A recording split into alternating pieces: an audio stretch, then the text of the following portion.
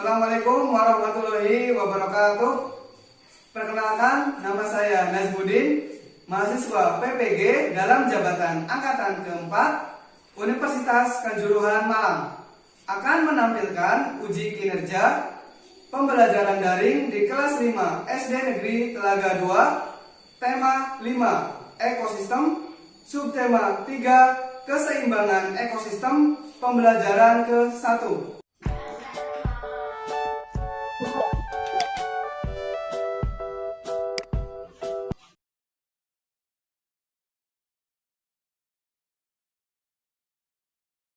Assalamualaikum warahmatullahi wabarakatuh.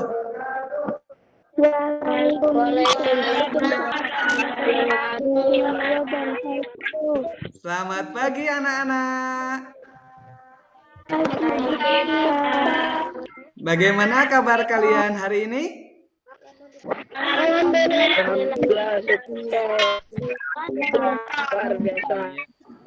Alhamdulillah, kita harus bersyukur kita sudah diberikan kesehatan oleh Allah Subhanahu wa Ta'ala.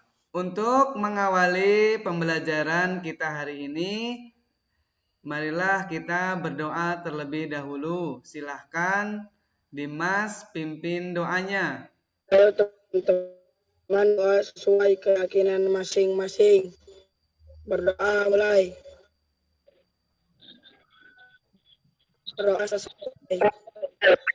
Terima kasih. Sekarang Pak Guru absen dulu ya. Adli hadir? Hadir, Pak. Dimas hadir? Hadir. Salma hadir? Hadir, Pak. Julfa hadir? Hadir, Pak. Ropik hadir? Hadir, Pak. Nisa hadir?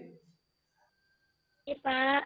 Ya, berarti kalian sudah hadir semua ya, anak-anak. Karena sekarang sedang pandemi COVID-19, Pak Guru tidak lupa selalu mengingatkan kalian agar menjaga kesehatan. Nah, bagaimana anak-anak cara menjaga kesehatan pada masa pandemi ini? Memakai masker. Iya, Jaga jarak. Iya, memakai masker, jaga jarak, dan mencuci tangan. Iya, pintar. Jangan lupa ya, anak-anak dipraktekkan di rumah. Ya, Pak Guru. Untuk meningkatkan nasionalisme kita, mari kita menyanyikan lagu Garuda Pancasila.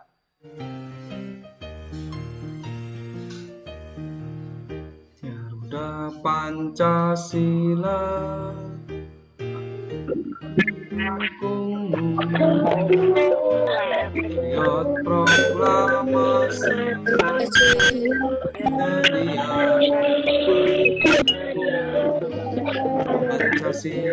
dasar negara, sayangnya manusia pribadi bangsa.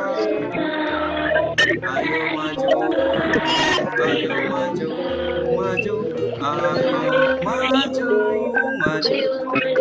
Baiklah anak-anak, mari kita biasakan ya literasi membaca dulu.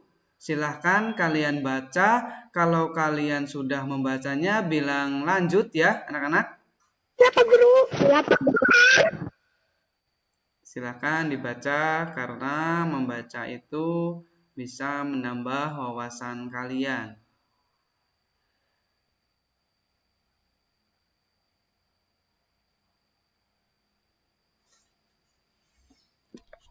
Lanjut. Kalau kalian sudah membacanya, bilang sudah ya anak-anak. Bagaimana anak-anak sudah membacanya? Sudah, Pak. Sudah, Pak. Ya, bagus. Kalian jangan lupa ya, di rumah juga harus rajin membaca ya anak-anak. Siapa tidak? Siap, Pak Guru. Coba anak-anak, apakah ada yang masih ingat pembelajaran sebelumnya? Masih. Ya, apa pembelajaran sebelumnya? Ekosistem. Iya, ekosistem. Apa itu ekosistem? Interaksi makhluk hidup dengan lingkungannya. Interaksi makhluk hidup dengan lingkungannya. Bagus. Ekosistem itu komponennya apa saja? Biotik dan abiotik. Iya, biotik dan abiotik. Pinter. Pak Guru mau tanya, apakah menurut kalian jika salah satu komponen ekosistem itu punah, berpengaruh tidak terhadap komponen ekosistem yang lain? Pengaruh. Siapa yang menyebabkan rusaknya keseimbangan ekosistem? Manusia. Kenapa manusia? Manusia sering berburu hewan-hewan, Guru. Pada pembelajaran kita hari ini, kita akan belajar tema 5 ekosistem, subtema 3 keseimbangan ekosistem, pembelajaran 1. Setelah belajar nanti, kalian diharapkan dapat menganalisis hubungan antar komponen ekosistem dan jaring-jaring makanan di lingkungan sekitar dengan teliti. Yang kedua, kalian diharapkan dapat menemukan kalimat utama dari kalimat penjelas pada teks non-fiksi dengan tepat. Ketiga, kalian diharapkan dapat membuat peta pikiran tentang konsep-konsep informasi yang saling berkaitan pada teks non-fiksi dengan tepat. Keempat, kalian diharapkan dapat membuat paragraf tentang konsep-konsep informasi yang saling berkaitan pada teks non-fiksi ke dalam tulisan dengan bahasa sendiri secara cermat. Kelima, kalian diharapkan dapat menyimpulkan hubungan yang khas antara makhluk hidup dengan benar. Keenam, kalian diharapkan dapat menyajikan bagian jaring-jaring makanan dari sebuah ekosistem dengan benar.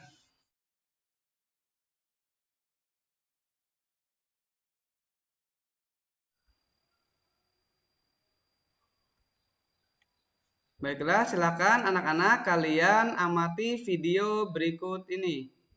Untuk mengantisipasi agar serangan ulat bulu ini tidak semakin meluas, warga yang ada di RT 2 dan 3 RW 17 Dusun Salamrejo, Desa Pulosari, Kecamatan Ngunut, Kabupaten Tulungagung, Jawa Timur ini bersama Dinas Pertanian, Tanaman Pangan, dan Hortikultura melakukan pembasmian serangan ulat bulu di desa mereka. Beberapa cara yang digunakan untuk membasmi ulat-ulat ini, warga menebang pohon dan membakar sarang ulat. Sementara, Dinas Pertanian menyemprotkan insektisida pada sarang ulat bulu, baik di pohon yang sudah ditebang serta di dinding rumah warga. Menurut Kepala Desa Pulosari, manapun, ulat bulu ini menyerang pohon bunga kenanga dan menyebar menyerang tanaman lainnya di sekitar pemukiman warga. Meski tergolong serangan hebat, namun serangan ulat bulu ini tidak berdampak pada kesehatan warga, baik gatal-gatal maupun ispa.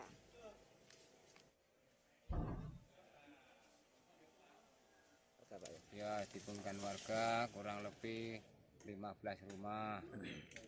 Meluas enggak Pak hingga saat ini? Ya, sampai sekarang enggak juga, hanya stand 25 meter aja. Itu yang dimakan itu daun kembang, terus menjalar ke daun randu. Sementara itu, menurut Kepala Dinas Pertanian, Tanaman Pangan, dan Hortikultura Tulungagung, Suprapti, serangan ulat bulu ini selain dipicu karena dampak cuaca pancaroba dari hujan ke panas, juga akibat nyaris punahnya musuh alami ulat, burung, akibat perburuan liar. Ya, yang kita lakukan yang jelas ini muncul sudah perkiraan hampir 2 bulan sebenarnya. Jadi antisipasi masyarakat sudah dilaksanakan dengan manual, dengan pembakaran secara manual, kemudian ini kita upayakan dengan penyemprotan pestisida. Untuk mengantisipasi serangan ulat bulu agar tidak meluas, juga dilakukan penyemprotan insektisida terhadap sejumlah tanaman milik warga di radius 100 meter. Wawan Setiawan, Tulungagung, Jawa Timur. Bagaimana anak-anak, sudah melihat videonya? Coba Pak Guru tanya, siapa yang bisa menceritakan kembali video tersebut? Saya Pak Guru. Ya, silakan Mas Hafiz. Tentang serangan ulat bulu yang merusak tanaman. Ya, tentang serangan ulat bulu. Apa yang dilakukan untuk mengatasi serangan ulat bulu tersebut? Menyemprotkan pestisida. Iya, bagus sekali, Dek Salma. Selain dengan menggunakan pestisida, dengan cara apa lagi? Dengan memelihara burung, Pak Guru. Mengapa dengan memelihara burung, Mas Rofik? Iya, Pak Guru. Burung pemakan ulat, nanti ulatnya jadi berkurang. Iya, dengan memelihara burung nanti ulatnya jadi berkurang. Pak Guru, saya mau. Iya, silakan Mbak Julfa. Burung pemakan ulat itu apa, Pak Guru? Iya, silakan ada yang bisa menjawab? Saya Pak Guru. Iya, silakan Mas Dimas. Burung pautut, burung kutera, burung gelatik hitam. Iya, terima kasih. Ketidakseimbangan ekosistem dapat dituangkan dalam sebuah teks non-fiksi. Sekarang kalian baca sebuah teks non-fiksi, manusia pengaruh ketidakseimbangan ekosistem. Siap anak-anak? Siap. Siap. Silakan dibaca. Kalau sudah selesai membacanya, bilang lanjut ya, anak-anak.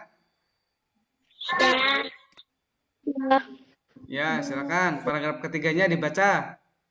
Lanjut. Lanjut Pak Guru.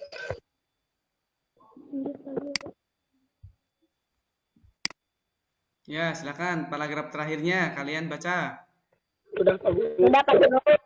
Baik anak-anak, setelah kalian membaca teks non-fiksi tadi, silahkan kalian gali informasi penting dengan cara membuat kalimat tanya. Siap anak-anak? Siap. Siap. Ada yang ditanyakan? Saya tanya Pak Guru, Ya, silahkan Mbak Nisa. apakah kalimat tanya itu boleh dengan data tanya apa semua, Pak Guru? Iya, bagaimana anak-anak? Boleh apa tidak? Tidak. Ya, benar sekali. Membuat kalimat tanya itu harus dengan kata apa, mengapa, siapa, di mana, kapan, dan bagaimana. Begitu ya, Mbak Nisa? Ya, silahkan. Siapa yang bisa membuat pertanyaan dan jawabannya? Pak Guru, Ya, silahkan Mbak Salma. apa dampak negatif dari ketidakseimbangan ekosistem? Iya, bagus. Jawabannya apa? Menyebabkan terganggunya rantai makanan. Iya, bagus sekali Mbak Salma. Ada lagi yang bisa membuat pertanyaan? Saya Pak Guru, Ya, silakan Mas Hafiz. bagaimana dampak serbuan hama tikus bagi para petani? Ya, apa jawabannya? Petani gagal panen. Iya, petani gagal panen. Iya, bagus sekali pertanyaannya. Siapa lagi? Ada yang bisa? Saya Pak Guru. Ya, Mas Dimas, silahkan. Bagaimana yang dilakukan para petani di Purworejo dalam mengatasi serbuan hama tikus? Iya. Apa jawabannya? Memelihara burung hantu. Melihara burung hantu. Ya, bagus sekali. Siapa lagi? Ada yang mau membuat pertanyaan dan jawabannya? Pak Guru, Ya, silakan. apa penyebab menurunnya populasi ular di sawah? Ya, jawabannya apa? Karena ularnya diburu oleh manusia. Iya, pinter. Pinter-pinter ya kalian. Ada lagi yang mau membuat pertanyaan? Saya Pak, Ya, silakan, Mbak Nisa. apa predator pemangsa tikus dalam ekosistem sawah? Iya, apa jawabannya? Iya, pinter. Ada lagi? Saya Pak Guru, Iya, silahkan. di mana terjadi peristiwa yang merugikan petani? Iya, di mana? di Purworejo, Jawa Tengah. Ya, pintar sekali. Kalian sudah bisa menggali informasi penting ya dari sebuah teks, anak-anak. Nah, setelah kalian bisa menggali informasi penting dari sebuah teks, sekarang kalian juga harus bisa menemukan ide pokok dari sebuah teks non-fiksi. Untuk lebih jelasnya, silakan simak video berikut ini. Assalamualaikum warahmatullahi wabarakatuh. Silakan kalian simak videonya ya, anak-anak. Pak Nazmuddin. Pada pembelajaran kita kali ini, kita akan belajar tema 5 ekosistem, subtema 3 keseimbangan ekosistem, pembelajaran ke-1. Muatan pelajaran Bahasa Indonesia dan IPA. Yang pertama akan kita bahas yaitu ide pokok dan informasi penting. Ide pokok adalah ide atau gagasan yang menjadi pokok pengembangan paragraf. Ide pokok ini terdapat dalam kalimat utama. Nama lain ide pokok adalah gagasan utama atau gagasan pokok. Dalam satu paragraf hanya ada satu ide pokok. Kalimat utama. Kalimat utama adalah kalimat yang di dalamnya terdapat ide pokok paragraf. Kalimat utama ini dijelaskan oleh kalimat-kalimat lain dalam paragraf tersebut, yang disebut dengan kalimat penjelas. Nama lain untuk kalimat utama adalah kalimat topik. Kalimat penjelas yaitu kalimat yang menjelaskan kalimat utama. Informasi penting. Untuk mengetahui informasi penting dalam paragraf dapat dilakukan dengan rumus 5W1H. 5W1H adalah rumus yang berupa pertanyaan-pertanyaan yang digunakan untuk mencari inti pokok berita, mengembangkan berita atau sebuah berita. Hal ini dikarenakan rumus 5W1H berisi inti-inti penyusunan berita atau cerita tersebut. 5W1H merupakan singkatan dari who, siapa, what, apa, why, mengapa, where, di mana, when, kapan, dan how, bagaimana.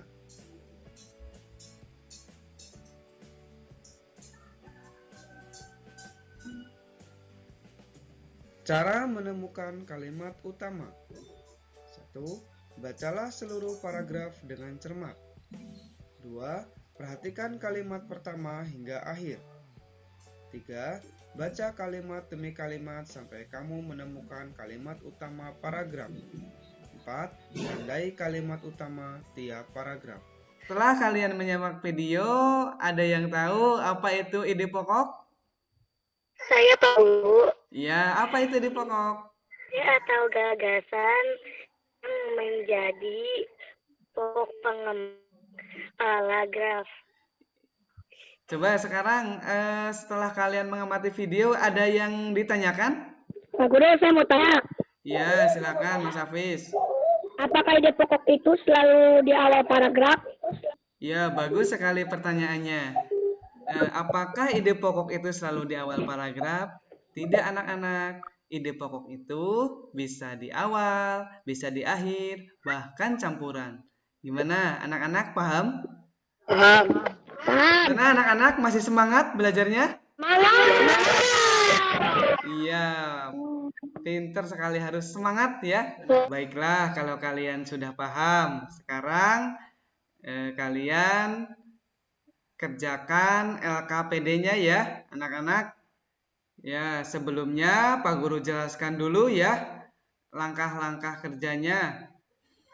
Nah, ini anak-anak, Pak Guru jelaskan dulu LKPD-nya supaya nanti kalian benar dalam mengerjakannya ya. Sini Pak Guru sudah tuliskan alat dan bahannya, langkah kegiatannya.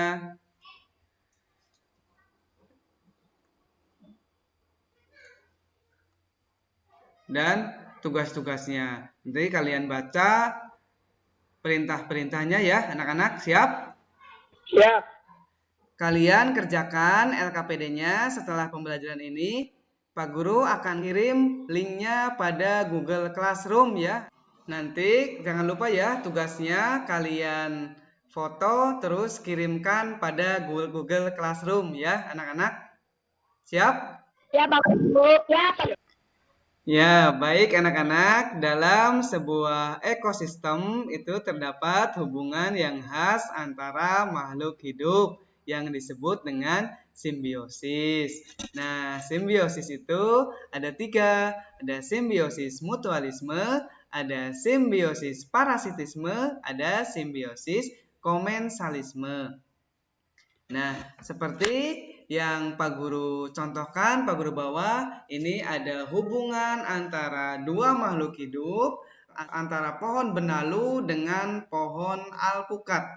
Nah, di sini ada dua hubungan, yaitu yang disebut dengan hubungan parasitisme. Kenapa parasitisme? Karena yang satu untung, yang satunya rugi. Nah, ini bisa kalian lihat pada layar kalian, di mana pohon benalu mendapatkan keuntungan dengan mendapatkan tempat pada pohon alpukat, sedangkan pohon alpukatnya dirugikan. Ini bisa kalian lihat. Ada batang yang sudah mulai mati karena ditumpangi oleh pohon benalu. Ini salah satu hubungan yang satu untung, yang satu rugi. Begitu ya anak-anak, paham? Paham. Ya, itu yang tadi Pak Guru contohkan. Nah, untuk lebih jelasnya silahkan kalian amati video berikut ini. Hubungan antar makhluk hidup atau disebut dengan simbiosis. Jenis-jenis simbiosis. Apa itu simbiosis? Yuk anak-anak, dilihat videonya. Simbiosis merupakan hubungan dua makhluk hidup yang berbeda dan sangat erat kaitannya. Apa saja jenis-jenisnya? Simbiosis mutualisme merupakan hubungan dua makhluk hidup yang saling menguntungkan. Contohnya, burung jalak dan kerbau. Kerbau mendapat keuntungan karena kutunya berkurang dan burung jalak mendapat makanan. Simbiosis komensalisme merupakan hubungan antara dua makhluk hidup di mana yang satu diuntungkan sedangkan yang lain tidak dirugikan. Contohnya, tumbuhan anggrek dan pohon yang ditumpangi. Tumbuhan anggrek diuntungkan karena dapat menumpang hidup selama menumpang anggrek tidak merugikan pohon. Simbiosis parasitisme merupakan hubungan antara dua makhluk hidup di mana yang satu diuntungkan sedangkan yang lain dirugikan. Contohnya, pohon mangga yang ditumbuhi benalu. Benalu hidup subur karena menghisap zat makanan dari pohon mangga. Pohon mangga lama-lama menjadi kurus dan mati. Ya, anak-anak sudah menonton videonya? Sudah Pak Guru. Sekarang Pak Guru mau tanya, apa yang bisa kalian simpulkan dari video tadi? Saya Pak Guru. Ya, silakan Mbak Salma. Hubungan antara makhluk hidup saling ketergantungan. Iya, bagus sekali, hubungan antara makhluk hidup yang saling ketergantungan. Ada berapa hubungan makhluk hidup yang saling ketergantungan? Ada 3. Apa saja? Simbiosis mutualisme, simbiosis parasitisme, simbiosis komensalisme. Iya, pinter sekali. Tepuk tangan buat Mbak Salma. Hubungan saling ketergantungan antara makhluk hidup satu dengan makhluk hidup yang lain, terutama dalam mempertahankan hidup. Nah, bentuk ketergantungannya antara makhluk hidup dapat diperlihatkan dalam rantai makanan dan jaring-jaring makanan. Supaya lebih jelasnya, silahkan kalian simak video berikut ini. Rantai makanan. Rantai makanan adalah peristiwa makan dan dimakan antar makhluk hidup dengan urutan tertentu. Dalam suatu rantai makanan, terdapat makhluk hidup yang mempunyai peran sebagai produsen, konsumen, dan dekomposer. Marilah kita simak gambar berikut ini. Contoh rantai makanan pada gambar berikut ini terdiri dari rumput, belalang, katak, ular, elang, dan pengurai.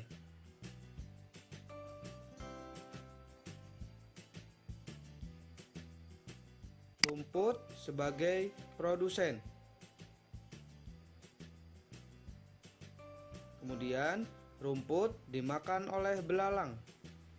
Belalang disebut konsumen primer atau konsumen tingkat 1. Kemudian, belalang dimakan oleh katak. Katak disebut konsumen sekunder atau konsumen tingkat 2. Katak dimakan oleh ular. Ular sebagai konsumen ketiga. Ular dimakan oleh elang. Elang disebut konsumen keempat. Dan pada akhirnya, elang akan mati dan diuraikan oleh dekomposer. Dalam hal ini, jamur. Kemudian, sisa dari elang yang telah diuraikan oleh jamur akan diserap oleh rumput. Rantai makanan menjadi jalur masuk aliran energi bagi makhluk hidup. Energi tersebut berasal dari matahari yang diubah oleh organisme autotrof atau pembuat makanan seperti tumbuhan menjadi energi kimia dalam batang, buah, daun, dan sebagainya. Sementara itu, organisme heterotrof memperoleh energi dari organisme autotrof. Dalam suatu ekosistem, umumnya tidak hanya terdiri dari satu rantai makanan, akan tetapi banyak rantai makanan. Dari beberapa rantai makanan tersebut disebut jaring-jaring makanan. Mari perhatikan gambar berikut ini. Tanaman padi akan dimakan oleh tikus, belalang, dan ulat. Sementara Yo anak-anak, perhatikan. ulat dan belalang juga memakan tanaman lain. Kemudian ulat dan belalang akan dimakan oleh ayam.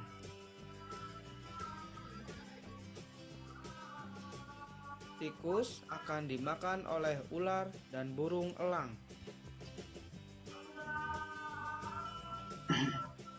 Belalang dan ulat akan dimakan oleh katak. Kemudian ayam akan dimakan oleh ular. Selain oleh ular, ayam juga akan dimakan oleh elang. Inilah yang dinamakan dengan jaring-jaring makanan.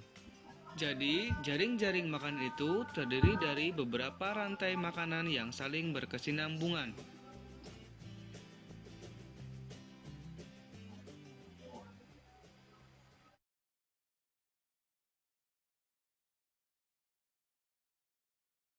Setelah kalian mengamati video, sudah paham apa belum? Sudah, Pak Guru. Ada yang ditanyakan? Sudah ada, Pak. Ya, terima kasih. Kalau tidak ada yang ditanyakan, sekarang Pak Guru mau kirimkan LKPD-nya ya. Kalian bisa mengerjakan setelah kegiatan ini selesai. Jangan lupa kalian foto dan kirimkan pada Google Classroom. Nah, sebelumnya Pak Guru jelaskan dulu LKPD-nya ya, anak-anak. Silakan dicermati. PD-nya di sini ada lembar kerja peserta didik 2, yaitu membuat bagan jaring-jaring makanan. Tujuannya peserta didik dapat membuat bagan jaring-jaring makanan dalam sebuah ekosistem.